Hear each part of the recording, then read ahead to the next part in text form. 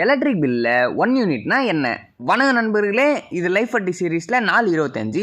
இன்னைக்கு ஒரு செம்ம காமனான டவுட்டை கிளியர் பண்ணுவோம். கரண்ட் பில்லில் 120 யூனிட்ஸ் 250 யூனிட்ஸ் அப்படின்னு பார்த்துருப்போம்.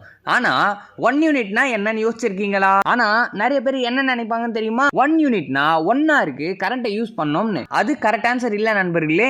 எலக்ட்ரிக்கல் டேர்ம்ஸில் 1 யூனிட்னா 1 கிலோவாட்டார்னு சொல்லுவாங்க. அதாவது ஷார்ட்டா 1 kWhன்னு சொல்லுவாங்க. அதாவது 1000 வாட் பவரை யூஸ் பண்ணுற ஒரு அப்ளையன்ஸை 1 hour கண்டினியூஸாக ஒர்க் பண்ணா அது 1 யூனிட் எலக்ட்ரிசிட்டி கன்சியூம் பண்ணியிருக்கும். அது ஒரு எக்ஸாம்பிளாக பார்த்தா இன்னும் கொஞ்சம் ஈஸியாக புரியும். 100 வாட் பல்பை 10 hours எரிய விட்டா 100 வாட் இன்டூ 10 hours மல்டிப்ளை பண்ணா 1000 வாட்டார்னு கிடைக்கும். அதுதான் நம்ம 1 யூனிட்னு சொல்றோம். அதனால கரண்ட் பில் கால்குலேட் பண்ணும்போது கரண்ட் எவ்வளோ ஓடுதுன்னு பார்த்து பில்லை போட மாட்டாங்க. நீங்க மொத்தமா யூஸ் பண்ண யூனிட்ஸை வச்சு தான் பில் கால்குலேட் பண்ணுவாங்க. இந்த 1 யூனிட் கான்செப்ட் எலக்ட்ரிக்கல் இன்ஜினியரிங்ல ரொம்ப இம்பார்ட்டன்ட் கூட.